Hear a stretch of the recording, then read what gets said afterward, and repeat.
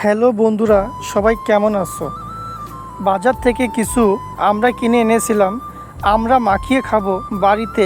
এই জন্য আমরা একটি ভিটামিন সি সমৃদ্ধ ফল, যেহেতু আমড়াগুলো বাজার থেকে কিনে এনেছিলাম, এই জন্য আমড়ার খোসাগুলো ভালো করে ছিলে কিছুক্ষণ পানির ভিতর ভিজিয়ে রেখেছিলাম। তারপর আমড়াগুলো ভালো করে ধুয়ে কুচি কুচি করে কাটছিলাম। এটি মুখে রুচি ফেরায় এবং ক্ষুধা তৈরি করতে সাহায্য করে। আমরা আয়রনের চাহিদা 15.5% থেকে 35% পূরণ করতে সাহায্য করে। এরপর শিলপাটাতে কাঁচা মরিচ, লবণ আর সরিষা ভালো করে ফিনিশ করে নিলাম। আমরা ফাইবার বদহজম ও কোষ্ঠকাঠিন্য প্রতিরোধে ভূমিকা রাখে। আমড়ার জন্য মশলা তৈরি করা শেষ।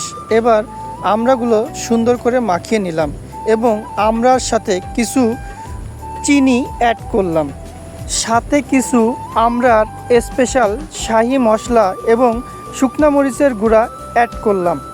বাজারে মামাদের মতন আমরাও তৈরি করলাম বাড়িতে আমড়া মাখা।